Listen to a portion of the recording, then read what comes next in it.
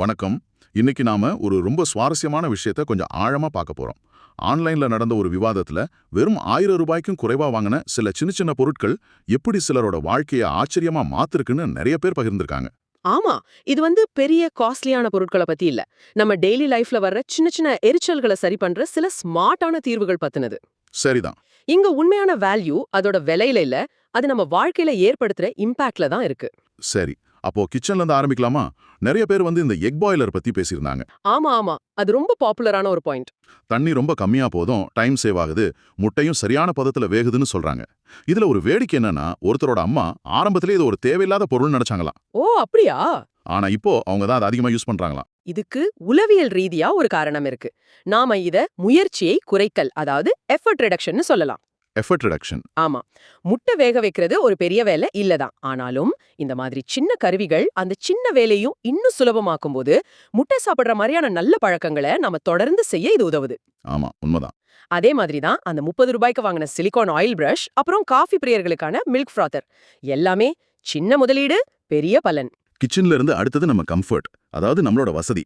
ஒருத்தர் மும்பையோட அந்த ஈரப்பதமான சூழல்ல இருந்து தப்பிக்க ஒரு போர்ட்டபிள் மினி ஃபேன் வாங்கினதை பத்தி சொல்லியிருந்தாரு. அது ரொம்ப உதவியா இருந்திருக்கும். ஆமா, அது மட்டும் இல்ல, லேப்டாப் ஸ்டாண்ட், வெறும் 30 ரூபாய்க்கு வாங்கின ஒரு ஃபோன் ஸ்டாண்ட், இதெல்லாம் சின்ன விஷயங்கள் தானே. இதுல ஆழமா பார்க்க என்ன இருக்கு? இருக்கு.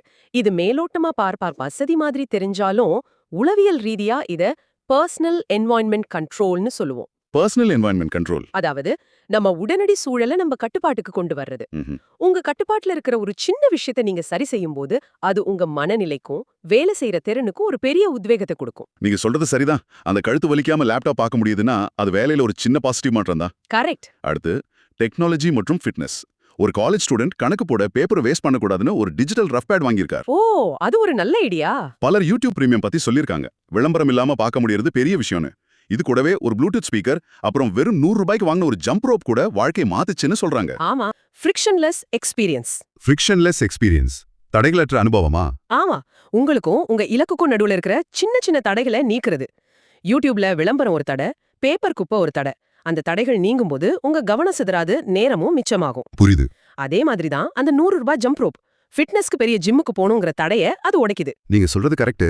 ஆனா எல்லா பொருட்களும் இப்படி பயனை மட்டும் வச்சு வாங்குறது இல்லையே. சிலது மனசுக்கு ரொம்ப நெருக்கமா இருக்கு. ஆமா, உணர்வுபூர்வமான விஷயங்கள். ஒருத்தர் 11 வருஷத்துக்கு முன்னாடி ரயில்வே ஸ்டேஷன்ல 400 ரூபாய்க்கு ஒரு ஹூடி வாங்கியிருக்காரு. 11 வருஷமா?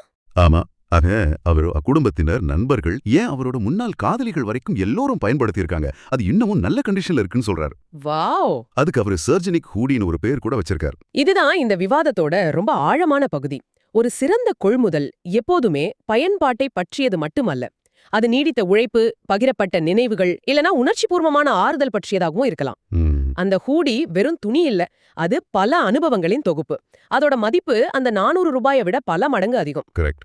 இதுக்கு இன்னொரு உதாரணம், தனிமையா உணர்ந்த ஒருத்தர் அணைச்சி தூங்குறதுக்காக ஒரு பிரெக்னன்சி தலையணைய வாங்கியது. அது அவருக்கு நல்ல தூக்கத்தையும் ஒரு விதமான ஆறுதலையும் கொடுத்திருக்கு.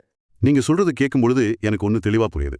நாம வாங்குற பொருள் எவ்வளவு விலை உயர்ந்ததுங்கிறத விட அது நம்ம வாழ்க்கையில இருக்கிற ஒரு சின்ன எரிச்சலை நீக்குதா, இல்லனா ஒரு எதிர்பாராத ஆறுதலை கொடுக்குதாங்கிறது தான் முக்கியம் போல. சரியா சொன்னீங்க. அந்த 400 ரூபாய் ஹூடி பல வருஷ நினைவுகளை கொடுக்குது. ஆனா 40,000 ரூபாய் போன் ஒரு வருஷத்துல பழசாயிடுது. இதுல இருந்து நீங்க எடுத்துக்க வேண்டியது ஒரு ஷாப்பிங் லிஸ்ட் இல்ல, மாறாக உங்களுக்கான ஒரு கேள்விதான். என்ன கேள்வி? உங்க அன்றாட வாழ்க்கையில ஒரு சின்ன எரிச்சலை நீக்கக்கூடிய மிக குறைந்த விலையுள்ள மாற்றம் என்னவாக இருக்கும் அப்படின்னு கொஞ்சம் யோசிச்சு பாருங்க. அதுக்கான விடை நீங்க வாங்குற ஒரு கப் காஃபியை விட குறைவான விலையில கூட இருக்கலாம்.